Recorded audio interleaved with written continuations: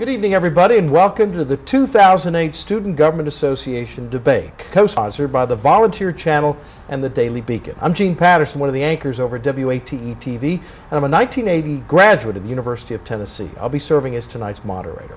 Well, tonight the presidential and vice presidential candidates will be answering questions posed by our panel members. We'll begin with the vice presidential candidates in our first segment. Then, in our second segment, the presidential candidates will be able to answer the questions that each are posed by these panel members. Now, each candidate, here are the rules, will have a chance to answer the questions posed by our panelists.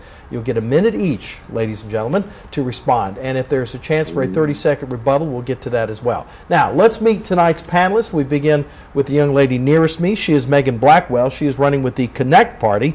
Meghan is a senior majoring in accounting. Next to her is Jennifer Wilson. She is running with the Focus Party, and she is a junior majoring in sociology. And next to her is Kyle Hardy. He is running with Students for a Just University. Kyle is a sophomore majoring in arts and sciences. And now, our panel members. Let's meet first Kevin Dalby. He is to our far left there. Kevin is a news editor for the Daily Beacon. He is a journalism and electronic media major. He's a senior. And our other panelist is Margaret Menifee. When she's not an associate producer at WATE, she is president of the Volunteer Channel. So welcome to all of you, and obviously welcome to our viewers who are tuning in to find out what these young men and women have to say tonight. So let us begin with our debate. And Margaret, you have the first question, and Meghan, you'll take the first answer. All right, Meghan, what do you say to students who would question the relevance of a student government association on any campus, and what would you do to get them more involved? Well, I think, SGA serves as a liaison between the students and the faculty and administration. And I think without SGA, then, the university would just kind of be at a loss. They're kind of the go-to organization for other organizations. To inspire somebody to be more dependent on SGA, I would just tell them about all the good things that SGA has done for the university. Jennifer? I think SGA is necessary. It reaches out to the faculty, lets them know what's going on campus. Students need to have an SGA so we can relay that message to the faculty. And I really think it's important for students to get involved, and that's one thing that Focus wants to do, is we want to get students more involved to know how to be a part of SGA. There's different branches of SGA that students can be a part of, and so students need to know about those. Kyle, what's the relevance? I think SGA is definitely an important body. The reason I think most students don't think it as such is because there is basically no accountability whatsoever. You send all these people in, you know their name for 2 weeks at the end of spring semester, and then they disappear for the next 8 months. And then all of a sudden, at the end of the next spring semester, more people pop up taking their place. There's no accountability involved, and it's trust issue, definitely. Kevin, our next question. How do you plan to address student concerns? And please include in your answer how your goals and platforms will directly benefit students. Jennifer, you begin, please. Well, I think it's time that instead of SGA just staying in their office, I think it's time that SGA comes out and meets with the students. Students have issues, and SGA needs to address them. And so I really think by coming out, by talking to students, learning what the issues are, maybe even having monthly forums or something like that, but either way, to find out what issues are, any issues that students have can be addressed through the administration, and the administration is always willing to help. I think one of the biggest problems is the website. As far as I know, it doesn't either have a webmaster, or the webmaster has no clue what they're doing because it's never updated. No bills are up there on their attendance isn't up there. You don't know what your SGA centers are up to. And then also, I think that each senator should at least be required maybe like once a month to go to each of their constituents, maybe set a table if they're an arts and sciences senator, set it up outside the arts and sciences bill, like humanities. They run for like a residence hall, they set it outside of the residence hall, and people can come and talk to them, voice their complaints, etc. All right, and Meghan. Kind of like what Jennifer said, on Connect, one of our big policy goals is to be there for the students. And meet them halfway. We want their input. This is their university as well. Another main point of ours is communication and collaboration. We want to communicate with the students and the administration and collaborate with both groups to produce the best university. Okay.